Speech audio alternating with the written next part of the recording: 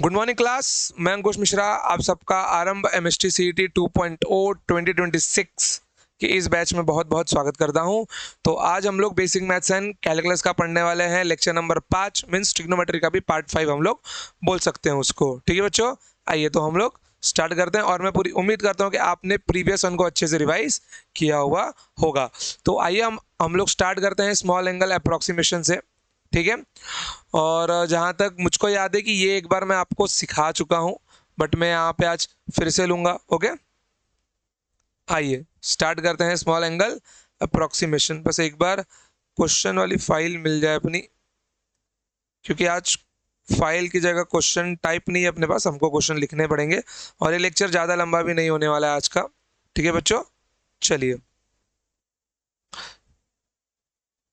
चलिए small angle approximation. ठीक है, अगर मैं थीटा को बहुत कम मानूं, ठीक है, if theta is very small, theta is very small, मैं कहां तक बोल रहा हूं कि लगभग थीटा की वैल्यू क्या हो, 5 डिग्री से कम होनी चाहिए।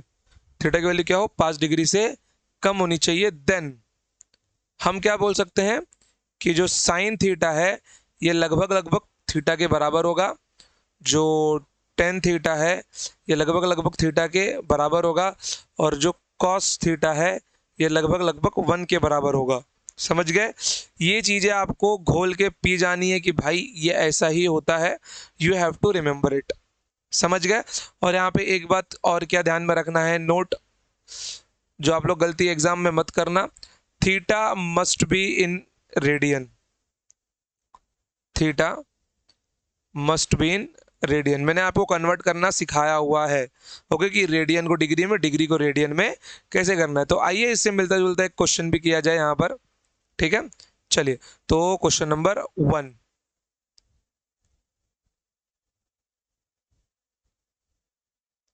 क्वेश्चन नंबर 1 लिखिए, find the approximate values of, find the approximate values of, पहला क्वेश्चन है आपका साइन 1 डिग्री, सेकेंड क्वेश्चन है आपका ten 2 degree, and third question है आपका कॉस ऑफ 1 डिग्री। ठीक है, अब जो कॉमन गलती लगभग हर बच्चा करता है जिसने केवल स्मॉल एंगल अप्रोक्सीमेशन ही देखा है, अगर उसने ये नोट नहीं देखा होगा तो भैया वो ये गलती पक्का कर बैठेगा। समझ गए? देखिए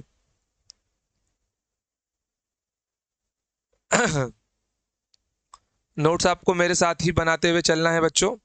आइए तो सबसे पहले देखिए साइन 1 डिग्री, साइन 1 डिग्री, गलती से इसको आप लोग 1 डिग्री मत लिख दीजिएगा, ऐसे इसका सॉल्यूशन नहीं होता। सबसे पहले आपको रेडियन को डिग्री में कन्वर्ट करना होगा। First of all you have to convert radian into degree. मैं साइड में जरा उसका यहाँ पे कंसेप्ट लिख देता हूँ कि रेडियन को डिग्री में आप लोग कैसे कन्वर्ट करेंगे। ठीक है, सॉरी डिग्री को रेडियन में। तो अगर आपको डिग्री को रेडियन में कन्वर्ट करना है तो आपको मल्टीप्लाई करना पड़ेगा। जैसे कि मेरे पास यहाँ पे 1 डिग्री है ना, मैं यहाँ पे लिख देता हूँ 5 डिग्री। तो अगर 5 डिग्री को रेडियन में कन्वर्ट करना है तो आपको यहाँ पे इसको पाई बाय 180 से मल्टीप्लाई करना पड़ेगा। क्लियर एकदम? ठीक है, नहीं तो मैं यहाँ पे पूरा लिख ही देता हूँ।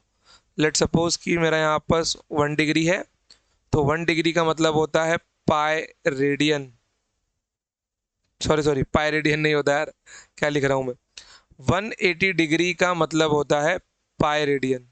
ओके, 180 डिग्री का मतलब होता है pi radian.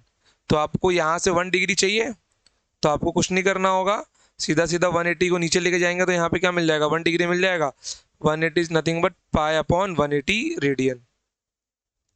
1 degree is equals to pi upon 180 radian. Clear एकदम? चलिए अब देखिए यहाँ पर ऑप्शन ए क्या है, यहाँ पर आपका साइन ऑफ 1 डिग्री। तो साइन ऑफ 1 डिग्री में सबसे पहले आप लोग 1 डिग्री को कन्वर्ट करेंगे। किस में कन्वर्ट करेंगे आप लोग? यहाँ पे इसमें रेडियन में कन्वर्ट करेंगे। तो यहाँ पे क्या होगा, बस कुछ नहीं करना, 1 डिग्री को मल्टीप्लाई कर देना है आपको पाई अपॉन 180 रेडियन से। ओके, पाई अपॉन 180 रेडियन से मल्टीप्लाई कर देना है। तो एंगल क्यों लिखूं मैं, छोड़ो, ये तो समझ ही रहे हैं ना, रेडियन में है। तो यहाँ पे क्या मिल जाएगा, 1 मल्टीप्लाई के सिर्फ क्या बनने वाला है, साइन ऑफ पाई बाय 180। अब आप लोग इसको अप्रोक्सीमेशन डाल के क्या लिख सकते हो, it is nothing but pi upon 180। क्या लिख सकते हो इसको, पाई अपॉन 180 लिख सकते हो, क्योंकि आपका एंगल क्या है, 5 डिग्री से छोटा है। ठीक है, बी वाला सॉल्यूशन देखिए, टेन ऑफ 1 डिग्री, फिर से वही काम करना होगा आपको, tan of 1 degree into pi upon 180 equals to, simple सी बात है, क्या मिलने वाला है, टेन ऑफ 180 मिलने वाला है, tan of pi upon 180 which is equals to pi upon 180, क्योंकि ये एंगल भी क्या है, 1 डिग्री से छोटा ही है। ओके, चलिए, सी की वैल्यू कॉस ऑफ 1 डिग्री। अब देखिए यहाँ पर कि इसका वैल्यू हम लोग 1 क्यों लिखते हैं। ठीक है, मैं आपको बताता हूँ इसका वैल्यू हम लोग 1 क्यों लिखते हैं। अगर मैं कॉस 180 लिखना चाहूँ, देखो जैसे कि देखो, टेन थीटा का फॉर्मूला क्या होता है, आप लोग इससे भी निकाल सकते हो, sign theta upon cos theta होता है। ओके, तो यहाँ पर आपको कॉस क्या मिलने वाला है, cos theta is nothing but sine theta upon tan theta. भैया दोनों की वैल्यू तो पाई बाय 180 पाई बाय 180 मिली, डिवाइड करने पे 1 ही तो मिलने वाला है, ऐसा भी लगा सकते हो। या फिर साइन 0 0 होता है, जो एंगल है वही आंसर भी है इसका। अरे भैया ये क्या हो रहा है, इसको माइक बंद तो नहीं हो गया, चालू है। ठीक है, तो यहाँ पे क्या मिल जाएगा, again cos of 1 degree into pi by 180। देखो कॉस 0 1 होता है जब कॉस का एंगल मिनिमम हो, कॉस की वैल्यू मैक्सिमम होती है। जब साइन की वैल्यू मिनिमम हो, साइन भी मिनिमम होता है। इसलिए यहाँ पे इसको हम लोग कॉस के मिनिमम एंगल पे मैक्सिमम वैल्यू लिखते हैं यहाँ पर। ठीक है, तो ये 1 degree equals to cos of pi upon 180 which is equals to 1। समझ गए, कोई दिक्कत यहाँ तक आपको, बिल्कुल भी नहीं है। चलिए, तो एक काम करता हूं ना मैं, आपको यहाँ पे ना ट्रिग्नोमेट्री का इक्वेशन देता हूं which is based on small angle approximation.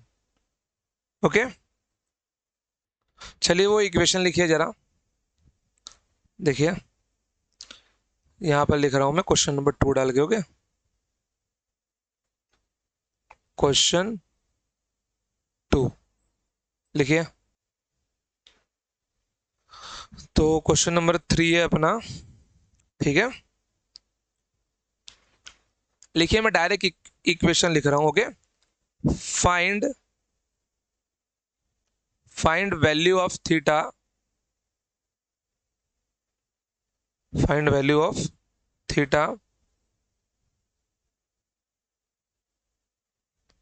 Value of theta given from given expression from given expression given दिया हुआ है थीटा इज वेरी स्मॉल,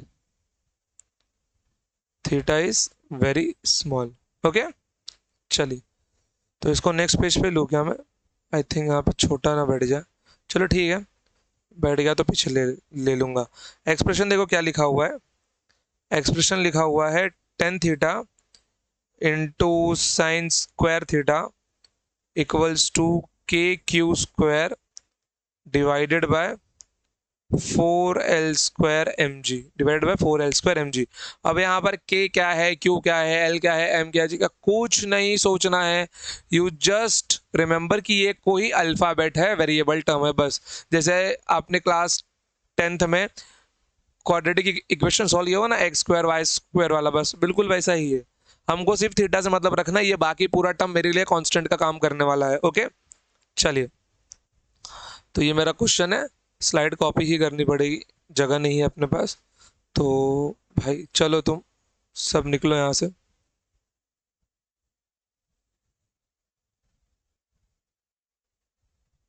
चलिए आ जाइए, सॉल्यूशन अब देखो क्वेश्चन में गिवन दिया गया है कि थीटा इज वेरी स्मॉल, तो ये जो मेरा इक्वेशन है ना, tan theta into sine square theta equals to K Q square divided by, सही से नहीं आ रहा यार, भूत बन रहे तो, tan theta into sine square theta K Q square divided by 4l square M G. अगर मैं ध्यान से देखूँ तो मैं टेन थीटा को क्या लिख सकता हूँ, मैं टेन थीटा को मैं लिख, अगर थीटा स्मॉल हुआ तो मैं इसको भी थीटा लिख सकता हूँ और साइंस ये इसको भी थीटा लिख सकता हूँ, लेकिन मैं यहाँ पे आपको दूसरे मेथड से दिखाना चाहता हूँ कि यहाँ पे कॉस का भी इंट्रोडक्शन हो सकता है। तो टेन थीटा को मैं क्या लिख सकता हूँ, साइन थीटा डिवाइडेड बाय, इसको मैं लिख सकता हूँ कॉस थीटा इंटू ये मेरा है साइन स्क्वायर थीटा और ये रिपीट हो जाएगा K Q square divided by 4l square M G. तो ये क्या बनने वाला है आपका, ये आपका बन जाएगा sine cube theta divided by cos theta, ठीक है, equals to K Q square divided by 4l square M G. अब ये जो एक्सप्रेशन मुझे मिला है, ठीक है,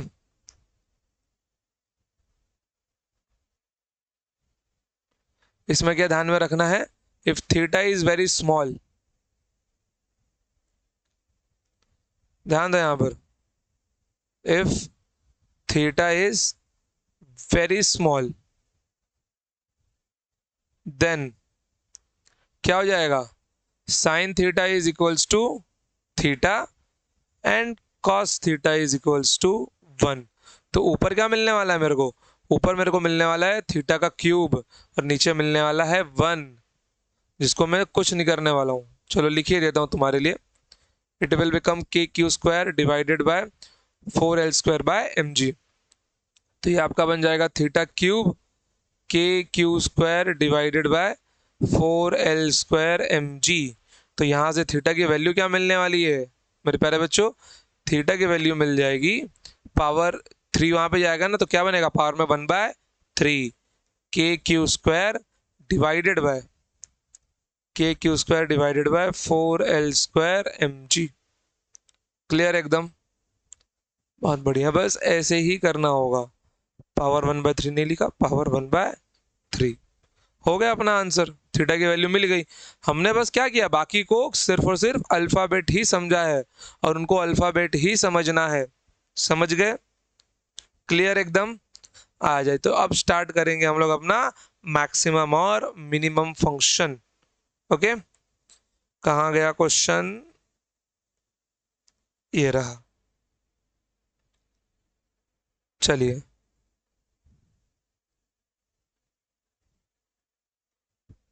आगे बढ़ते हैं, टॉपिक लिखिए,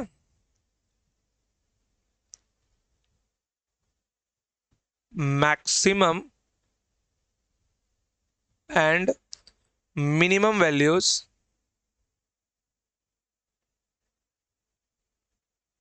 maximum and minimum values of some useful trigonometric function,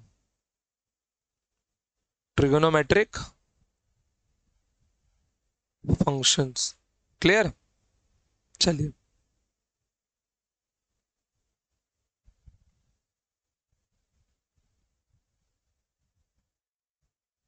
आ जाइए। अब आप लोगों ने साइन थीटा की टेबल में देखा होगा, साइन 0 0 होता है, साइन 90 1 होता है, साइन 180 -1 होता है, अब उससे छोटा तो कोई वैल्यू होगा नहीं, तो मतलब साइन की मैक्सिमम वैल्यू +1, मिनिमम वैल्यू -1 होती है, ठीक है। मतलब मैं क्या बोल सकता हूँ कि जो साइन थीटा है अपना, sign theta is less than और इक्वल टू +1, है ना, वो +1 से छोटा होगा या उसके बराबर होगा, एंड मोर देन और इक्वल टू -1, वो -1 से बड़ा होगा या उसके बराबर होगा, उससे छोटा कभी नहीं होगा, ठीक है। सेकंड वैल्यू, यही सेम चीज तो कॉस थीटा के साथ में भी है, बस सीन क्या है, एंगल बदल जाता है, क्या होता है यहाँ पे, बस एंगल बदल जाता है। कॉस थीटा के लिए क्या है, कॉस थीटा के लिए 0 +1 बन जाता है और 180 -1 बन जाता है, तो कॉस थीटा के लिए सबसे मैक्सिमम वैल्यू क्या है, +1, तो ये +1 से छोटा या बराबर या फिर -1 से बड़ा या बराबर। तो साइन थीटा की मैक्सिमम वैल्यू, जब साइन थीटा के मैक्सिमम वैल्यू की बात होगी तो वैल्यू कितनी होगी, +1, और जब साइन थीटा के मिनिमम वैल्यू की बात होगी आंसर कितना होगा, -1। जब कॉस थीटा के मैक्स वैल्यू की बात होगी दैट इज +1, जब कॉस थीटा के मिनिमम वैल्यू की बात होगी that is -1। Clear? After that okay, let it suppose कि अब अपना इक्वेशन कैसा दिया हो, इस फॉर्म में दिया हो, which is a cos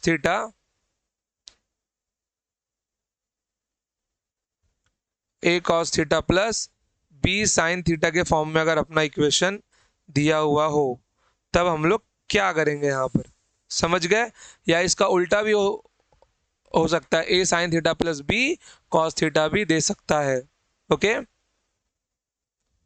a sin theta plus b cos theta भी आपको मिल सकता है। तो इसका क्या होगा, इसका जो मैक्सिमम वैल्यू है यह आपका होता है प्लस अंडर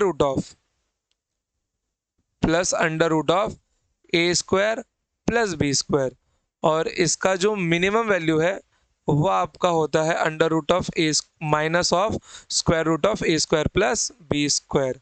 क्लियर एकदम? यह आपको याद कर लेना है, A square plus B square, अरे गुरु बी स्क्वायर। ओके, इसको एक बार मैं ढंग से लिख दूं जरा, देखो साइन थीटा की मैक्सिमम वैल्यू आपकी होगी +1, साइन थीटा की मिनिमम वैल्यू आपकी होगी -1। ओके, रंग चेंज करो, कॉस थीटा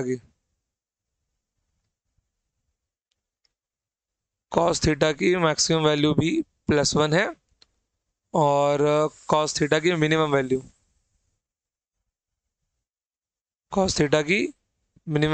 -1 है। अगर मैं इसकी बात करता हूं तो इसके अंदर एक sine theta plus B cos theta की जो मैक्सिमम वैल्यू है that is plus square root of A square plus B square, और इसकी जो मिनिमम वैल्यू है A sine theta plus B cos theta की मिनिमम वैल्यू क्या हो जाएगी, वो -√ऑफ ए square plus B square. Clear? चलिए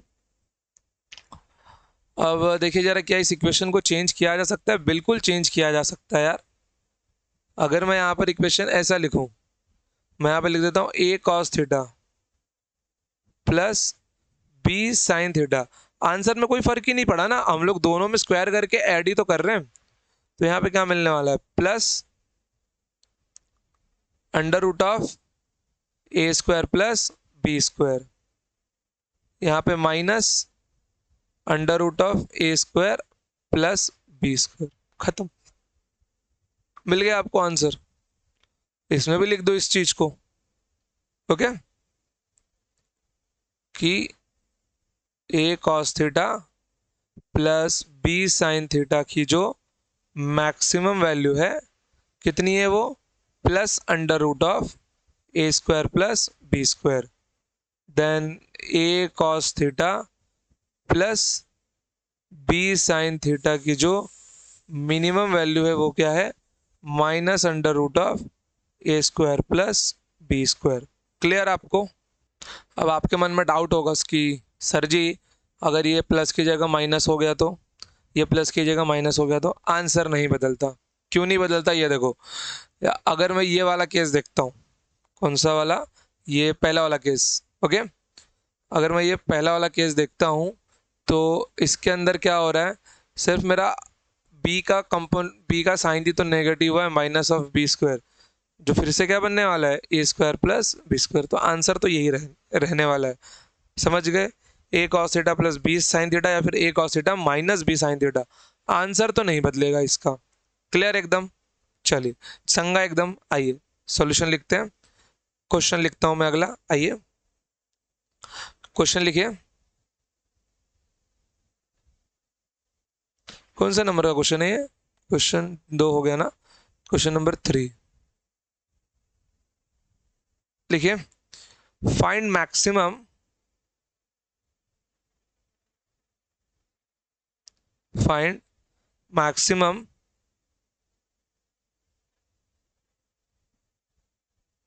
and minimum values of y and minimum values of y। चलिए, तो पहला सवाल देखिए यार। पहला सवाल है आपका y equals to 2 sine X. y equals to 2 sine X. आपका दूसरा सवाल है y equals to 4 minus cos X. 4 minus cos X. और आपका तीसरा सवाल है y equals to 3 sine X plus 4 cos x। Okay, चलिए सॉल्यूशन। तो पहले वाला लेके लिखते हैं। इक्वेशन क्या दिया गया है, y equals to 2 sine x। अगर मुझे इसकी मैक्सिमम वैल्यू चाहिए तो मुझे साइन की क्या लिखनी पड़ेगी, मुझे साइन की भी मैक्सिमम वैल्यू ही लिखनी पड़ेगी। और साइन की मैक्सिमम वैल्यू कितनी है आपकी जानते हो, +1 है। ठीक है, तो कितना बन जाएगा ये, 2 इंटू 1 2 बन जाएगा। That is your y maximum. अगर मुझे y मिनिमम चाहिए तो क्या करना होगा, मुझे यहाँ पे साइन x की भी मिनिमम वैल्यू लिखनी पड़ेगी, which is 2 into -1 which will become -2। समझ गए। या फिर इस इक्वेशन के लिए मैं ऐसा क्या लिख सकता हूँ कि ये जो 2 साइन x है ये +2 और -2 के बीच में बिलोंग करता है। क्लियर। ऐसा ऑप्शन में भी दिया जा सकता था, which one of the following option is true for this. जैसे कि अगर मैं यहाँ पे एक क्वेश्चन बना के दूं आपको,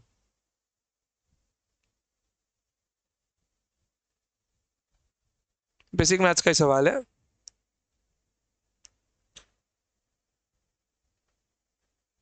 अरे यार,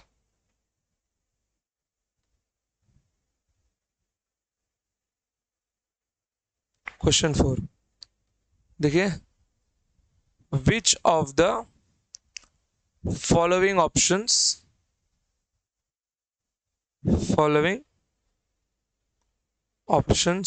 are correct for y equals to 2 sine x। Okay, अब देखिए मैं ऑप्शन देता हूं आपको। Your option A is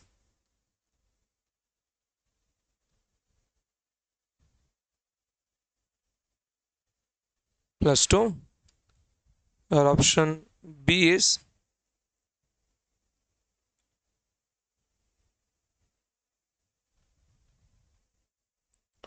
your option C is,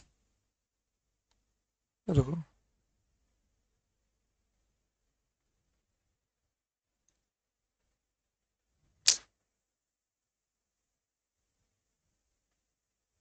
-2 +2 -2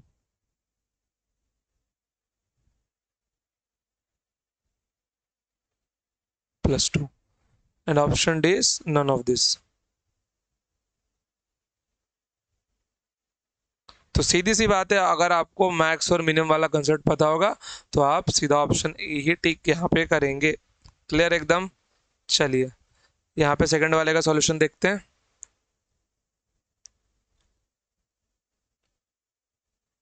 देखिए जरा क्या बोल रहा है सेकंड वाला question, y equals to 4 minus cos x. ठीक है, तो y की अगर मैक्सिमम वैल्यू चाहिए तो cos की मैक्सिमम वैल्यू कितनी होगी, यहाँ पर +1 होगी। ओके,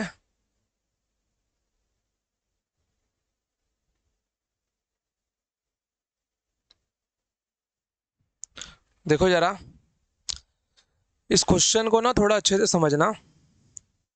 यहाँ पर इक्वेशन में क्या दिया हुआ है, y equals to 4 minus of cos x. अगर cos का आपको टेबल याद हो तो वो 0 डिग्री पे 1 देगा। मैं यहाँ पे टेबल निकाल देता हूँ कॉस का, ताकि आपको अच्छे से समझ में आ पाए कि यहाँ पे हमारा सॉल्व करने का अप्रोच थोड़ा सा अलग होगा।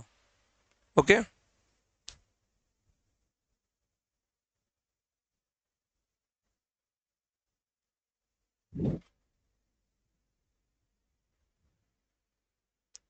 45 डिग्री, 60 डिग्री, 90 डिग्री और यहाँ पे 180 डिग्री। ओके, चलिए, तो 0 degree, 30 degree, 45 degree, 60 degree, 90 degree और 180 डिग्री लिया मैंने। अब ध्यान से देखना इसको, cos 0 1 होता है, टेबल फॉर cos थीटा।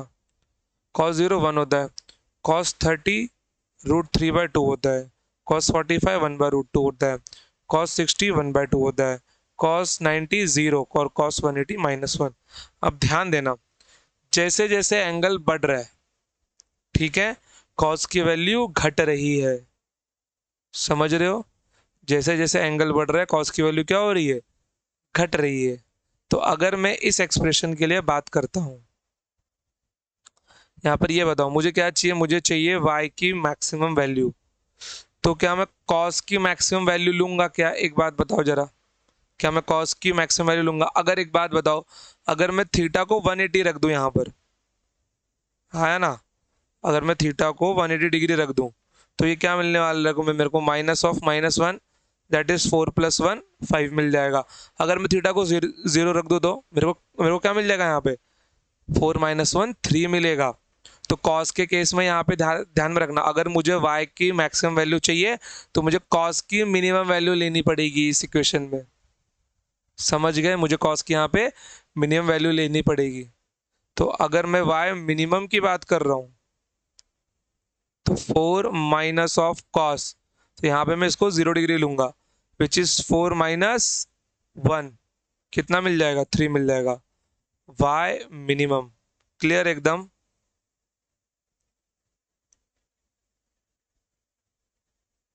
क्योंकि मैं यहाँ पे ये देख सकता हूं कि अगर cos x बढ़ता है, cos x बढ़ता है तो y घट रहा है, y घट रहा है। ओके, और अगर cos x घटता है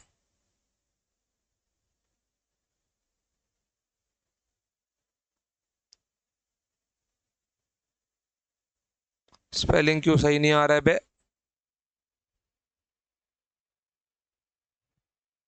और अगर cos x घटता है तो y बढ़ेगा, y की वैल्यू क्या होगी, बढ़ेगी। समझ गए, ठीक है। अब देखो, जैसे कि किसी किसी मन में डाउट होगा, सर अगर ये इक्वेशन प्लस हो जाए तो, बिल्कुल बदल सकता है ना, तो यहाँ पे हम क्वेश्चन ही मान लेते हैं। चौथा क्वेश्चन मान लो अपना, y = 4 + cos x। तो पहले चौथा ही सॉल्व कर लेते हैं, चलिए।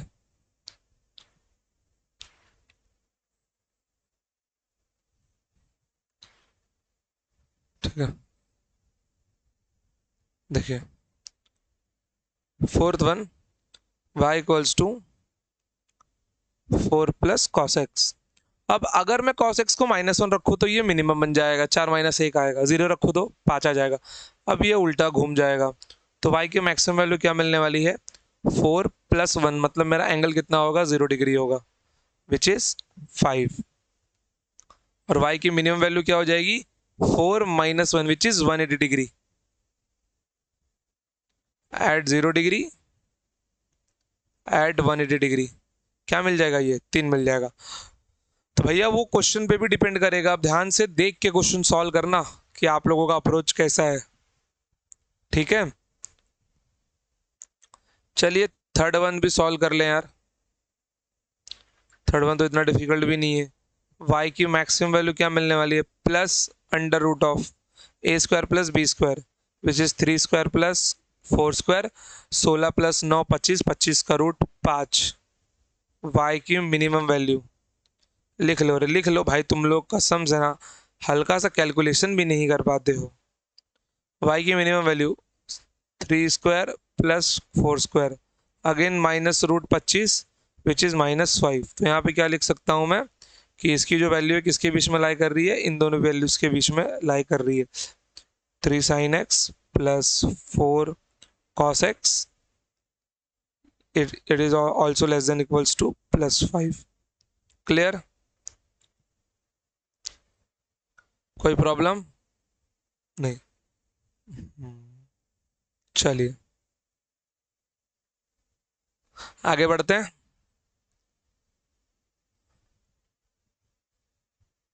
क्वेश्चन नंबर 5 देखिए।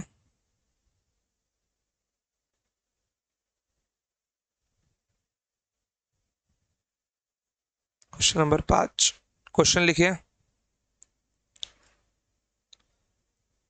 क्वेश्चन है find the minimum value of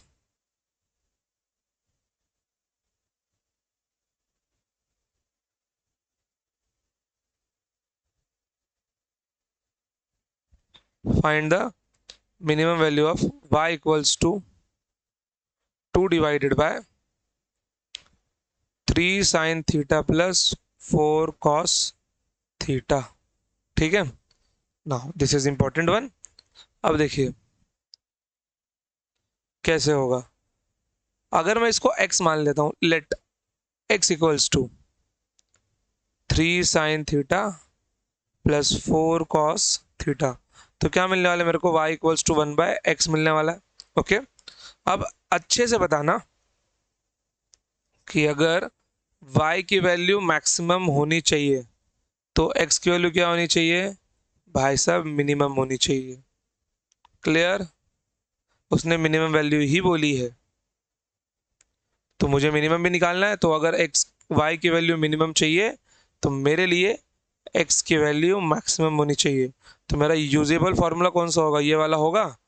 तो मुझे यहाँ पर अगर y की वैल्यू को मैक्सिमम रखना है तो 2 divided by 3 sign theta plus 4 cos theta की वैल्यू को मुझे मिनिमम कर, अरे रुको यार, मिनिमम चाहिए ना मुझे ये। अगर मुझे ये मिनिमम चाहिए तो मुझे इसको मैक्सिमम करना पड़ेगा, और इसकी मैक्सिमम वैल्यू कितनी आ जाएगी, इसकी मैक्सिमम वैल्यू मिल जाएगी +√ऑफ 3² प्लस 4², 16 प्लस 9 25, 25 का रूट 5। तो 2/5 मेरा क्या हो जाएगा, इस y की मिनिमम वैल्यू। और मैक्सिमम वैल्यू क्या इसकी हो जाएगी मेरी -2/5। समझ गए क्या हो जाएगी मेरी ये, -2/5 हो जाएगी। चलो वो तो पूछा नहीं गया तो उसको क्यों सॉल्व करें हम लोग। डाउट यहाँ तक किसी को? लव यू ऑल बच्चों लोग, कोई डाउट नहीं है। चलिए बहुत बढ़िया, आगे बढ़ते हैं। बस एक दो सवाल और फिर मैं लेक्चर को वाइंड अप यहाँ पे करने वाला हूँ। ठीक है, चलिए सवाल लिखिए। अगला क्वेश्चन कौन सा था, क्वेश्चन नंबर 5 था, ये क्वेश्चन नंबर 6 होगा अपना।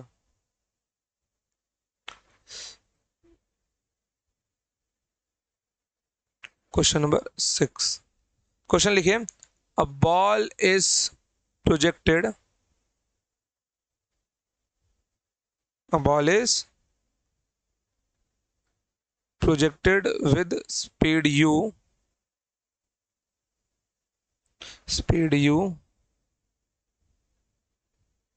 at an angle of at an angle theta to the horizontal, to the horizontal. The range r of the projectile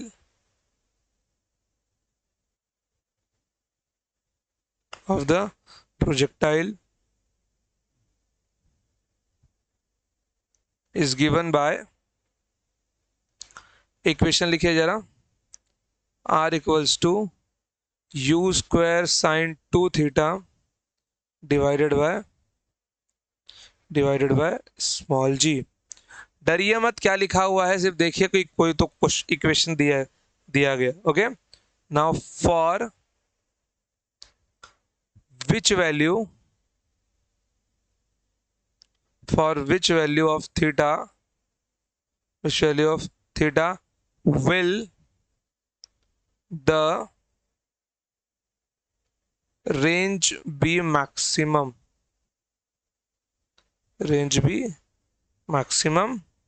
for a given speed, for a given speed of projection, for given speed of projection, speed of projection। अरे रुकिए एक बार को, मैं ना जरा अपने आप को ना थोड़ा सा छोटा कर लूं।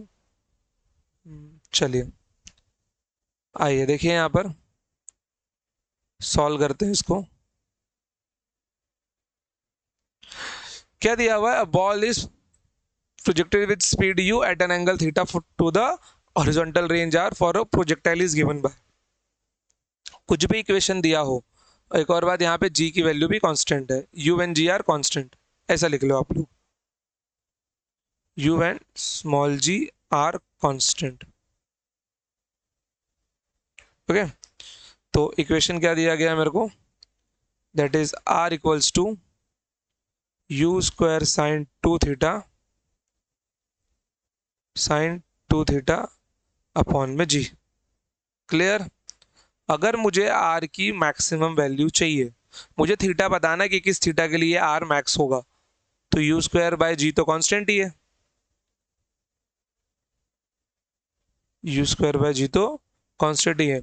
तो मुझे साइन टू थीटा की भी कौन सी वैल्यू लेनी होगी? मैक्सिमम वैल्यू ही लेनी होगी, तब ये r जाके पूरा मैक्स होगा। और अगर ये साइन, देखो साइन थीटा और टू थीटा में कोई फर्क नहीं है, एंगल के जगह पे मैंने पहले थीटा रखा था, मैं यहाँ पे टू थीटा रख रहा हूँ, कुछ भी नहीं। तो साइन टू थीटा की मैक्सिमम वैल्यू कितनी होगी, मेरे को केवल ये बताना है। तो साइन टू थीटा की मैक्सिमम वैल्यू कितनी होगी भैया? +1 होगी।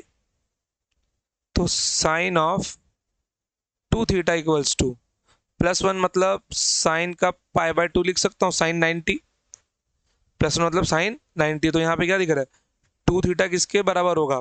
π/2 के, और थीटा किसके बराबर होगा अपना बच्चा? π/4 के। और π/4 मतलब क्या होता है? 45 डिग्री।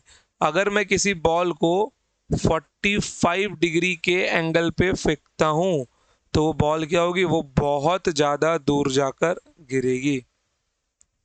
ये होगा उसका मैक्सिमम रेंज। क्लियर? एकदम समझ गए? सिंपल क्वेश्चन था यार, not so tough question. Okay, चलिए आगे बढ़ते हैं अगले क्वेश्चन के ऊपर। क्वेश्चन नंबर 6 हो गया ना? Question number 6। Question number 7।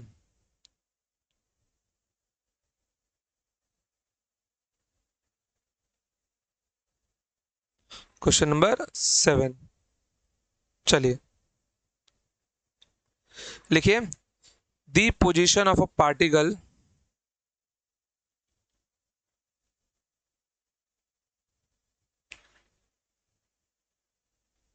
the position of a particle moving along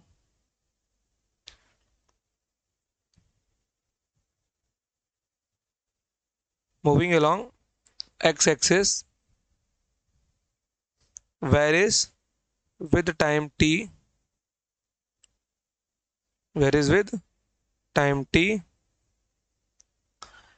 according to equation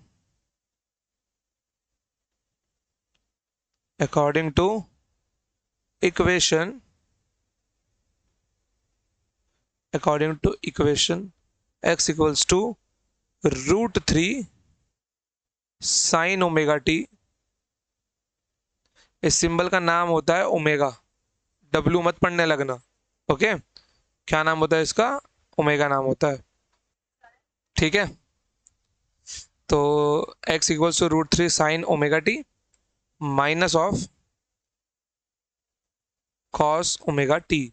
angle के जगह पे ओमेगा टी रखा है, मतलब यू कैन से कि theta equals to omega t लिखा है मैंने, तो इसमें कंफ्यूज नहीं होना है आप लोगों को। ठीक है, या फिर मैं यहाँ ब्रैकेट में लिख देता हूँ, थोड़ा आप लोग समझ ही जाओगे। where omega is constant. Omega is constant. Find the region. Find the region in which particle is confined. In which particle is confined. अब देखो, एक पार्टिकल है जो एक्स एक्सिस के ऊपर क्या कर रहा है, मूव कर रहा है कंटिन्यू। तो ये पार्टिकल किस रीजन में मूव कर रहा होगा, इसकी मैक्सिमम वैल्यू चाहिए और इसकी मिनिमम वैल्यू चाहिए मुझे एक्स एक्सिस के ऊपर। समझ गए? यहाँ पे ये +2 होगा और यहाँ पर -2 होगा। तो अगर ये स्ट्रेट लाइन पे मूव कर रहा है तो ये +2 और -2 के बीच में ही मूव कर रहा होगा। चलो इसको सॉल्व करते हैं।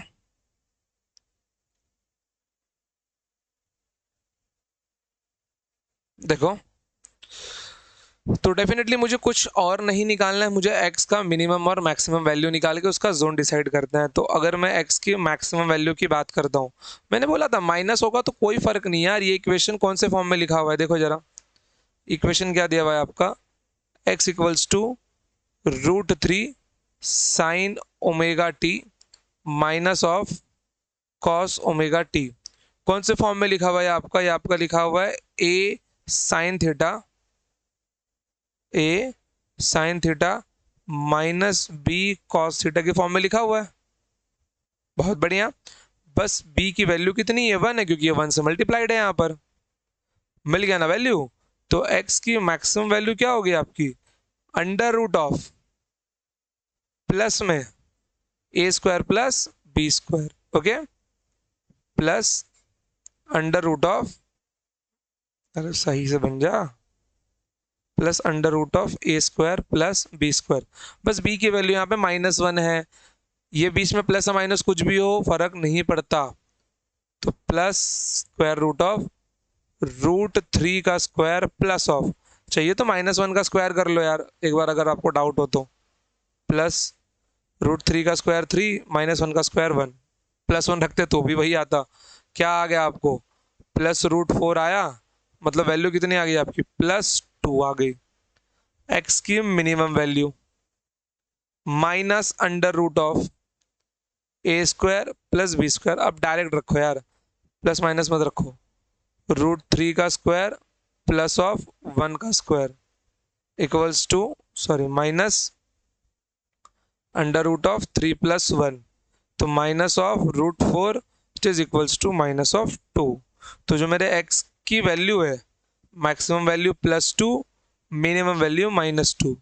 तो लिखेंगे कैसे इसको हम लोग, थोड़ा सा ऊपर शिफ्ट करो सबको, देखो। तो लिखेंगे कैसे, √3 sine omega t minus of cos omega T, इसकी मैक्सिमम वैल्यू +2 और इसकी मिनिमम वैल्यू -2। ये इसका कन्फाइंड जोन है, ये इसका क्या है, इसका कन्फाइंड जोन है। क्लियर एकदम, कोई डाउट यहाँ तक आप सबको नहीं? चलिए, तो काम करता हूँ मैं आपको ना जरा एक ज्योमेट्री बेस्ड क्वेश्चन देता हूँ, लिखिए उसको। होमवर्क के लिए क्वेश्चन तो बनता है अपना, क्योंकि जितनी अच्छी आपकी ज्योमेट्री होगी उतना अच्छा आपका फिजिक्स सब्जेक्ट होगा, इतना समझ लेना। अगर अच्छे अच्छे लेवल के सवाल करने हैं तो यू नीड कि आपका ज्योमेट्री बहुत बढ़िया हो।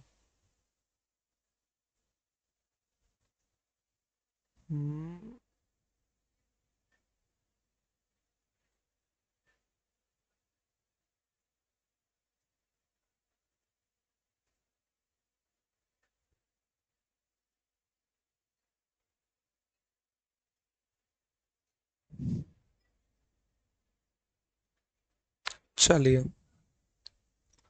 तो एक क्वेश्चन देता हूं मैं आपको, देखिए क्वेश्चन क्या है। और यहाँ पे इस क्वेश्चन के साथ में अपना ट्रिग्नोमेट्री समाप्त हो जाएगा, ओके। चलिए, तो अगला क्वेश्चन क्या, क्वेश्चन नंबर 7 ना क्वेश्चन नंबर 8, या फिर एक क्वेश्चन और लिया जाएगा अपना, ठीक है। चलिए देखते हैं जैसा मेरा मन मन करे। ये ट्रायंगल दिया गया है, ट्रायंगल के अंदर सर्कल दिया गया है, ओके। फिर इसका अपना खुद का एक सेंटर पॉइंट होगा, ठीक है। कलर फिल भी करना है ना।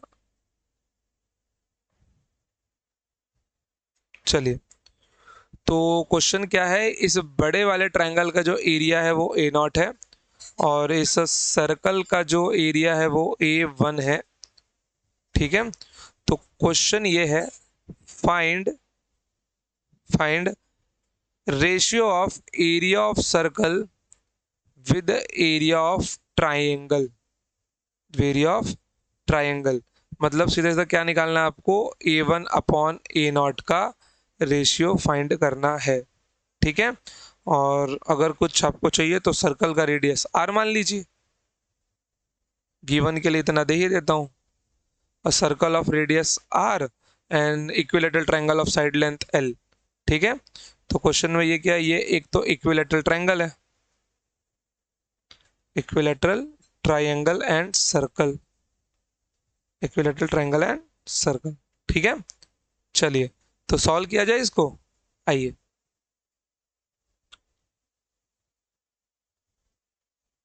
A1/A0 निकालना है, तो इसको निकाल देता हूं मैं।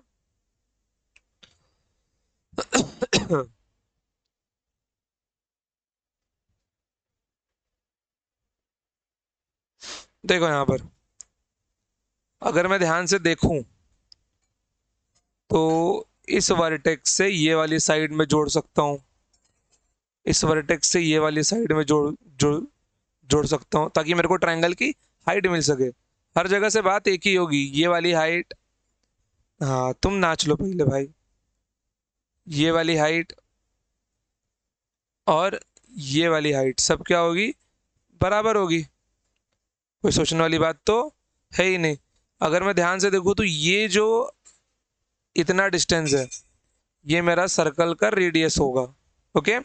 तो मुझे अगर ट्रायंगल का एरिया निकालना है तो सबसे पहले मैं आपको इक्विलेटरल ट्रायंगल का हाइट पूछ लेता हूं। इक्विलेटरल ट्रायंगल की हाइट बताओ भाई, हाइट ऑफ इक्विलेटरल ट्रायंगल करवाया था मैंने आपको, हाइट ऑफ इक्विलेटरल ट्रायंगल याद है, क्या था वो, √3/2 into side length L, √3/2 into side length L था अपना, क्लियर।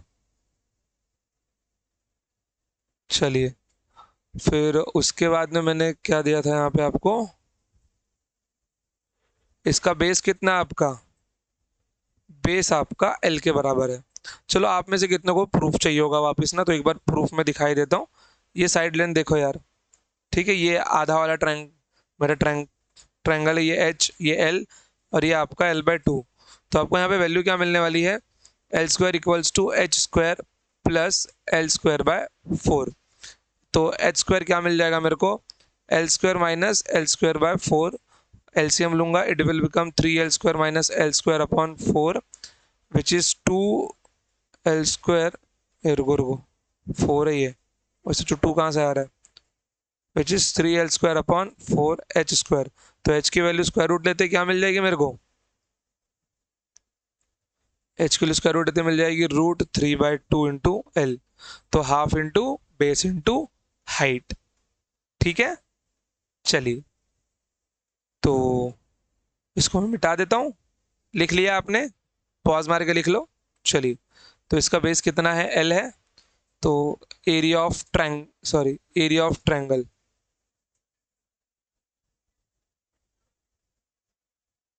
मतलब किसकी वैल्यू, A0 की value, half into base into height. तो बेस कितना है मेरा L, हाइट कितनी मेरी √3/2L। तो फाइनल आंसर क्या बन गया मेरा, √3/4L², that is my value of A0, clear. भैया A1 की वैल्यू क्या होगी, area of circle, A1 is nothing but my πr², बस मुझे R की वैल्यू चाहिए, हाँ है ना, मुझे क्या चाहिए, मुझे R की वैल्यू चाहिए। अगर आप सबको याद हो तो ये 2:1 में डिवाइडेड होता है। तो यहाँ पे जो 1 की वैल्यू होती है क्या थी अपनी, जो अपनी 1 की वैल्यू थी दैट इज नथिंग बट इसका आधा ना। अगर आपको याद हो तो ये L/2√3 था। चलो एक और बार प्रूफ देख लो यार, साइड में लिख रहा हूं मैं यहाँ पर। 2 1 3 होता है, तो 3 अपना क्या है, ट्रायंगल का हाइट है ना पूरा। हाइट की वैल्यू कितनी है अपनी, √3/2 L है। ठीक है, या फिर मैं अगर सबको 1 यूनिट ही मानू तो 3 यूनिट मतलब कितना यहाँ पे आपका, यहाँ पे 3 यूनिट का मतलब क्या है आपका, देखो जरा 3 यूनिट का मतलब है आपका यहाँ पर √3/2 × L लिख लो। तो यहाँ पे 1 यूनिट का मतलब कितना मिलने वाला है आपको, ये मिलने वाला है √3/2 × 3 × L। तो भैया √3/√3 3 को लिख सकता हूँ मैं √3 × √3। तो एक √3 क्या हो जाएगा, कैंसिल होगा। √3/2 × 2 तो एक √3 से एक √3 कैंसिल हुआ। तो एक यूनिट की वैल्यू कितनी मिल गई मेरे को, दैट इज 1/2√3 × L। और L क्या अपना साइड लेंथ है। ओके, L क्या अपना साइड लेंथ है। बस तो मेरे को यहाँ पर R की वैल्यू मिल गई ना, R equals to nothing but L/2√3। Substitute कर दो यार, तो पाई इंटू L/2√3 का होल स्क्वायर क्या बनने वाला है इक्वेशन में, πL² × 4 × 3 मतलब 12 बनने वाला है। अब सिर्फ रेशियो लेना है, इतना लिख लिया आपने, मैं इसको रफ कर रहा हूँ। ठीक है, चलो साइड में सारे बेसिक कंसेप्ट लिखने हैं आपको। ओके, नहीं तो इसको एक टेबल में डाल डाल दूंगा यहाँ पर। चलो यार, टेबल में ब्लॉक किए देता हूँ मैं इसको। देखिए, तो फाइनल आंसर मेरा विच इज क्या दिया हुआ था, A1/A0।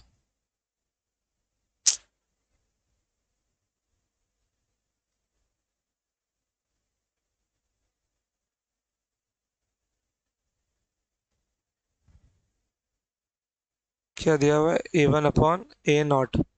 और A1 कितना है मेरा, πL² / 12 डिवाइडेड बाय √3/4 अपॉन में L²। ठीक है, या √3 L² लिख लो न्यूमरेटर में ना। बहुत बेसिक से मैं यहाँ पे बता रहा हूँ। अब क्या होगा, ये ऊपर जाके रेशियो चेंज होगा, πL² / 12 होगा और ये 4 ऊपर भाग जाएगा और ये आपको बन जाएगा √3 L²। तो यहाँ पे क्या होगा, L² से L² कैंसिल होगा, 4 3 ज़ा 12। तो A1/A0 का आंसर कितना मिल गया फाइनल वाला,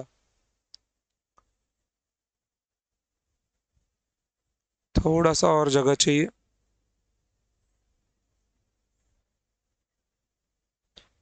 कितना आ गया, A1/A0 equals to pi divided by 3√3, pi divided by 3√3। अब ध्यान दो, यहाँ पर मैंने एक भी वैल्यू नहीं दी है, लेकिन मेरा आंसर कांस्टेंट ही मिला है मेरे को। पाई की वैल्यू 3.14 ले सकते हैं हम लोग, समझ गए। पाई की वैल्यू 3.14 ले सकते हैं। क्लियर, कोई डाउट यहाँ पे आपको, बिल्कुल भी नहीं है। ओके, कोसाइन रूल भी शायद हमने पढ़ ही लिया था ना, हाँ बिल्कुल पढ़ लिया था। एरिया ऑफ ट्रायंगल भी फाइंड कर लिया था कोसाइन रूल की हेल्प से। अब देखो यहाँ पर, अब हालांकि अपना बेसिक मैथ्स में ज़्यादा कुछ बचा है नहीं, मुश्किल से अपना। ओके, अब अपना क्या क्या क्या बचा है, कैलकुलस में डिफरेंशिएशन बचा है, इंटीग्रेशन बचा है, लॉगरिथम बचा है, लॉग भी पढ़ेंगे हम लोग। फिर ट्रिग्नोमेट्री अपना कंप्लीट हो गया, तो एक अपना फेजर डायग्राम बचा हुआ है, बाइनोमियल थ्योरम बचा हुआ है, बाइनोमियल एक्सपांशन बचा हुआ है, और डिवीजन की एक ट्रिक बची हुई है कि किसी भी डिवीजन का वैल्यू हम लोग कैसे निकाल सकते हैं। बस तो इतना होते ही अपना बेसिक मैथ्स क्या हो जाएगा, बेसिक मैथ्स अपना कंप्लीट हो जाएगा। मतलब मैक्स टू मैक्स और 5 लेक्चर अपना, और मतलब 5 5 10 लेक्चर के आसपास। और फिर उसके बाद अपना स्टार्ट होगा वेक्टर्स, और वेक्टर्स बहुत इंपॉर्टेंट है, और अब तो सेपरेट चैप्टर भी है सीईटी में आपका वेक्टर्स। ठीक है, क्लास 11 में मैथमेटिकल टूल्स के नाम से है वो। ठीक है बच्चों, चलो तो आज के लिए मैं इतना ही रखता हूँ। होमवर्क क्वेश्चन चाहिए क्या आपको, रुको मेरे को होमवर्क क्वेश्चन ढूंढ के देता हूँ, शीट में से देता हूँ मैं क्वेश्चन। कौन सा क्वेश्चन बाकी है अपना शीट का, वही क्वेश्चन देता हूं मैं। लगभग लगभग तो मैंने सारा करवा दिया है आपको।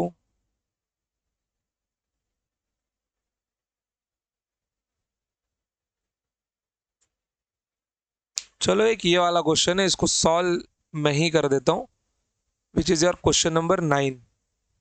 ओके, चलो इसको सॉल्व ही कर लो, बढ़िया सवाल है। आइए, क्वेश्चन नंबर 9। चलो सवाल देखो यार जरा, 3D शेप के ऊपर क्वेश्चन है, ध्यान देना इसको। स्क्वायर ही लूँ क्या मैं, अगर अच्छे से समझ पाए तो, क्योंकि स्क्वायर बनेगा नहीं ना, ये रेक्टेंगल ही बनने वाला है, रुको स्क्वायर ही लेना पड़ेगा।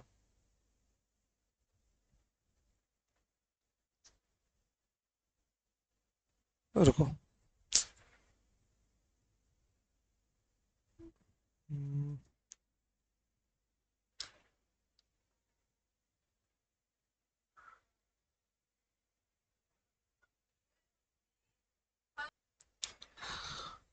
ड्रॉ करो यार। देखो, मेरे को स्क्वायर चाहिए और मेरे टूल्स में स्क्वायर है नहीं यहाँ पे फिलहाल, जो मैं 3D में बना सकूँ। रेक्टेंगल है, लेकिन स्क्वायर आपको इमेजिन भी कैसे कैसे करवाऊंगा मैं। ठीक है, तो ड्रॉ ही करना पड़ेगा। ट्राई कर रहा हूँ मैं कि एकदम हो जाए।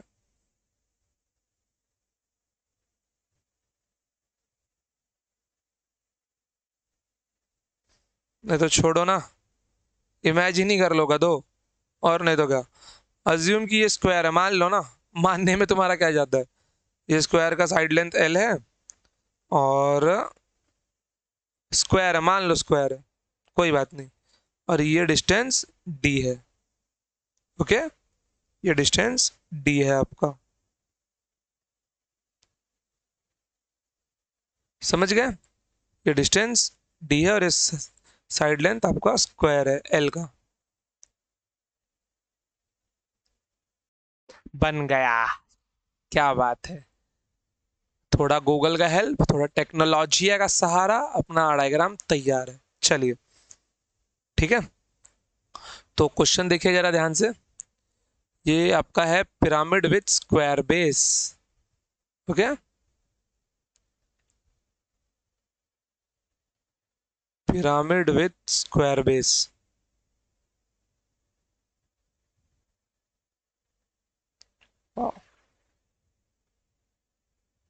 पिरामिड विथ स्क्वायर बेस, तो बेस अपना कैसा है, स्क्वायर है। ओके, तो क्वेश्चन कैसा दिया गया है, ये साइड लेंथ एल, ये साइड लेंथ एल, ये साइड लेंथ एल, ये साइड लेंथ एल। ओके, ये हाइपोटेनस वाला जो है वो आपका डिस्टेंस डी मान लो इसको। ठीक है, एक क्वेश्चन होमवर्क में भी दूंगा मैं आपको। ओके, इसको भी डी मान लो, इसको भी डी मान लो, और इसको भी डी मान लो। ठीक है, अब ध्यान देना जरा कि यहां से एक परपेंडिकुलर हाइट सरफेस के ऊपर गिरेगा, इसके एकदम सेंटर से। ओके,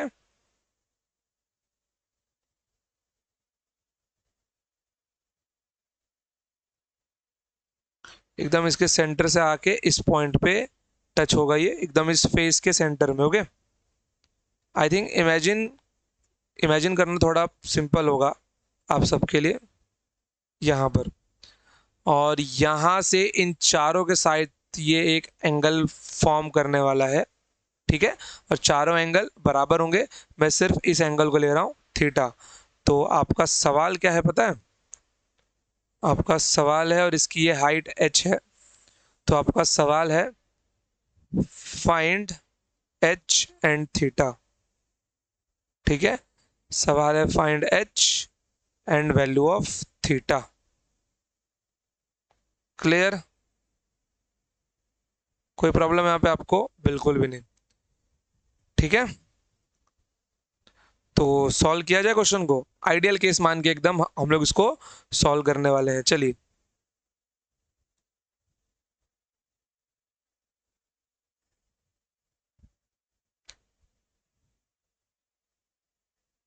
ओ माय गॉड, ये क्या हुआ?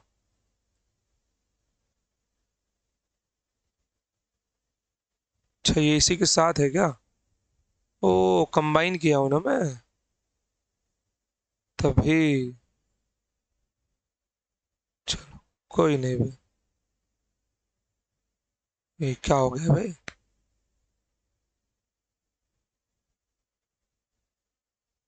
चलिए, अब देखिए जरा, अगर मैं इस डिस्टेंस को ध्यान से देखूं, ये वाला डिस्टेंस, ग्रीन लाइन वाला, ओके, तो यहाँ पे मेरे लिए एक राइट एंगल ट्रायंगल तैयार हो रहा है, और वो आप सब लोग देख सकते हो। कौन सा ट्रायंगल? ये वाला राइट एंगल ट्रायंगल दिख रहा है? बिल्कुल, मैं इसी की बात कर रहा हूँ। यहाँ पर मेरे लिए क्या बना है? एक राइट एंगल ट्रायंगल बन गया। ये एक स्क्वायर बेस है, तो अगर ये स्क्वायर बेस है तो डेफिनेटली वो ऐसा दिखता होगा, स्क्वायर बेस है तो। ठीक है, फिर उसके ऊपर हाइपोटेनस भी होगा कुछ ऐसा, बेशक होगा। ठीक है, तो मैं किस डिस्टेंस की बात कर रहा हूँ? तो ये इसका सेंटर होगा, येलो डॉट। ठीक है, तो मेरे को ये वाला लेंथ चाहिए, ये साइड लेंथ एल है, ये साइड लेंथ एल है, ये पूरा लेंथ √2L होता है। पूरा का पूरा लेंथ कितना होता है बच्चों? √2L होता है। तो ये इतना लेंथ कितना होगा मेरा? L/√2 होगा। बेशक ये मैंने आपको बताया हुआ है। ठीक है, कितना होगा ये? L/√2 होगा। मतलब √2L का आधा बे। तो √2/√2 कितना हो जाएगा? L/√2 होगा, L/√2। चलिए, तो ये मेरे को मिल गया L/√2, और ये पूरा लेंथ कितना होता है मेरा? √2L होता है, ये भी लिख लो यार।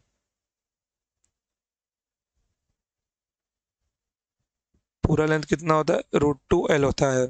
ठीक है, चलिए, बहुत सुंदर।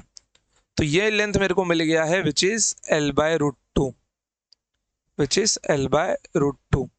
तो L/√2 की वैल्यू मेरे, ये L/√2 मिल गया मेरे को। अब सिर्फ ये थीटा है, अब मुझे कुछ नहीं करना, और सिर्फ पाइथागोरस थ्योरम लगाना है अब। समझ गए? तो पाइथागोरस थ्योरम यहाँ पे लगाऊंगा तो क्या मिलने वाला है? डी स्क्वायर, हाइपोटेनियस है, equal to h square plus L/√2 का होल स्क्वायर। तो यहाँ पे मेरे को क्या मिलने वाला है? मेरे को h की वैल्यू चाहिए, तो which is h square equals to d square minus of L/√2 का होल स्क्वायर, L/√2 का होल स्क्वायर।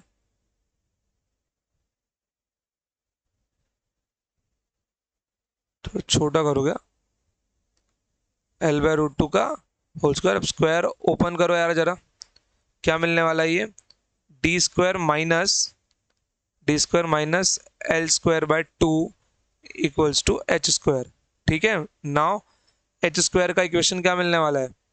2D² माइनस में L² डिवाइडेड बाय 2। तो एच की वैल्यू क्या मिल जाएगी यहाँ पर?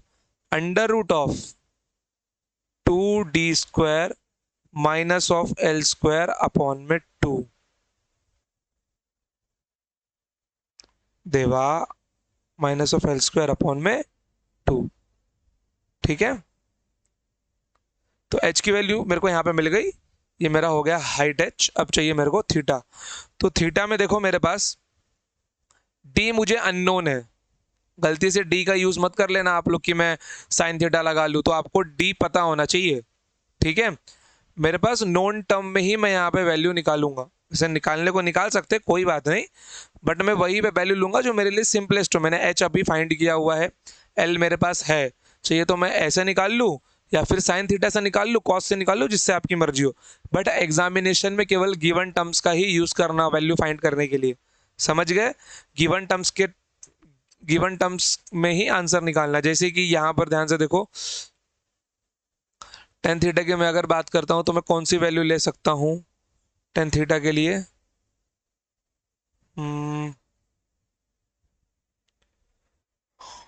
अपोजिट अपॉन हाइपोटेनस ले सकता हूँ, बिल्कुल ले सकता हूँ। साइन थीटा भी ले सकता हूँ,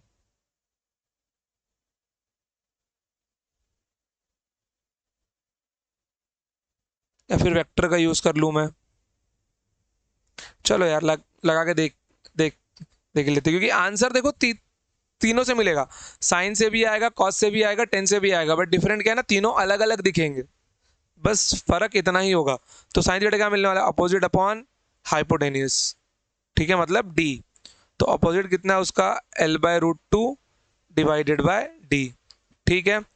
अगर मैं यहाँ पे टेन थीटा की बात करता हूँ, टेन थीटा कितना मिलने वाला है, opposite upon adjacent which is L/√2 upon H, L/√2 upon H.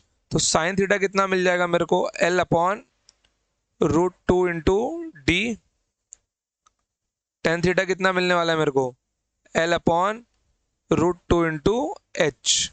ऐसे भी मिल सकता है मेरे को, कोई प्रॉब्लम नहीं है। अब मेरे को देखना है कि ये दोनों वैल्यू सेम है कि नहीं, तो मेरे को कोई एक गिवन टर्म लेना पड़ेगा ना। जैसे कि मेरे रिजल्ट मेरे को मिल गया, तो एक काम करता हूं मैं, सिर्फ एंगल ही निकालना है ना, कॉस का भी लिख सकते हो यहाँ पे, उससे भी आंसर वही आएगा आपका, ठीक है। मेरे रिजल्ट मेरे को मिल गया, तो मैं डायग्राम कोई काम करता हूँ, इस सब कुछ निकाल के डायग्राम को छोटा किए देता हूँ, कट गया, चलो ठीक है। तो ये एक्सप्रेशन की भी जरूरत नहीं है, जरूरत इसकी भी नहीं। तुम यहां आ जाओ, बापरे, तुम यहां आ जाओ, तुम यहां आ जाओ, ओके। चलिए अब देखो, if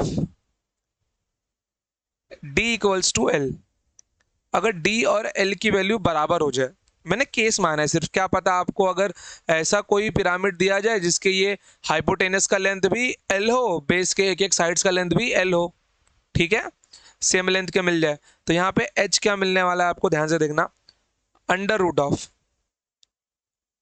2l², under root of 2l² minus l² upon में 2, कितना मिल जाएगा मेरे को, under root of L² by 2 मिल जाएगा। मतलब हाइट की वैल्यू क्या मिलने वाली है मेरे को, नथिंग बट L/√2 मिलने वाली है, ठीक है। कब, जब सारे लेंथ बराबर होंगे, तो मेरा हाइट कितना होगा,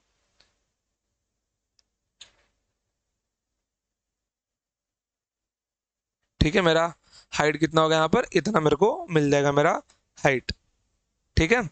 चलिए अब थीटा निकालते हैं, थीटा की वैल्यू कितनी होगी, if d equals to l, मैंने मान लिया d इक्वल्स टू एल होगा मेरा, तो कितना होने वाला है, तो अगर d इक्वल्स टू एल है, तो साइन थीटा इक्वल्स टू क्या मिलने वाला है, l divided by √2 into L होगा मेरा, l से l कैंसिल होगा, विच इज 1/√2, और साइन थीटा में 1/√2 कब आता है भाई, जब थीटा की वैल्यू कितनी हो, 45 डिग्री हो। तो यहाँ पे साइन थीटा इक्वल्स टू 1/√2, तो थीटा की वैल्यू कितनी आ गई आपकी, 45 डिग्री आ गई, क्लियर। चलिए अब टेन थीटा है यहाँ पर, तो थीटा आपको 45 डिग्री मिल गया, क्या रख के देखूं मैं कि मेरा h L/√2 आता है कि नहीं आता है, 10 में भी रख के देख लो। हाइट के लिए अगर ये सेटिस्फाई करता है, मतलब आपका आंसर एकदम, हमारा आंसर एकदम सही है, ठीक है। चलिए तो अगर मेरा थीटा 45 है, तो 10 45 1 होगा, लिख ही देता हूँ तुम सबके लिए भाई। तुम में से कुछ लोग होते हैं, बोलते हैं सर बेसिक से सिखाओ, बेसिक्स हैं, बहुत बेसिक नहीं आता हमको। 10 45, 10 और 45 degree, L divided by √2 into H, तो ये 1 हो जाएगा, ये L/√2 इंटू एच हो जाएगा। भैया एच कितना आ गया, अगेन L/√2 आपका मिल गया। मतलब वैल्यू सब सही है अपनी, सेटिस्फाई कर रहा है सब कुछ एक दूसरे को, ठीक है बच्चों। चलो तो there is no homework question for today. आज हमने जितना पढ़ा है प्लीज उतना अच्छे से रिवाइज करके आना, रिक्वेस्ट है, इंसिस्ट है, ठीक है, क्योंकि जितना रिवीजन अच्छा होगा आपका, उतना ही मार्क्स आपके एंट्रेंस में और अच्छे बढ़ेंगे। और अगर आपके कोई दोस्त लोग जो सीटी की तैयारी कर रहे होंगे, सीयूटी देना होगा, जेई मेंस देना होगा, आप लोग उनको ये लेक्चर्स रिफर कर सकते हो। खास करके अपने दोस्तों को तो करो ही करो, किसी भी ऑफलाइन इंस्टीट्यूट्स के में जो सीटी के बैच है, उससे कम 100 टाइम्स बेटर नोट्स मैं आपको यहाँ पे प्रोवाइड करूंगा, समझ गए। चलिए, तो आज के लिए इतना ही, मिलते हैं next time. Till then tata bye bye, जय हिंद जय Bharat, love you all. Basic maths complete होने के बाद में अपना और अपने दोस्त का नोट्स या वेक्टर्स होने के बाद में नोट्स कंपेयर करके देख लेना, बस समझ जाएगा कि आप लोग क्या बन गए हो, प्रो बन गए हो एकदम। ठीक है बच्चों, चलो तो मिलते हैं next time. Till then tata bye bye, जय हिंद जय भारत, लव यू ऑल। और कोई भी डाउट हो तो कमेंट सेक्शन में पूछ सकते हो, ठीक है। चलिए टाटा बाय बाय।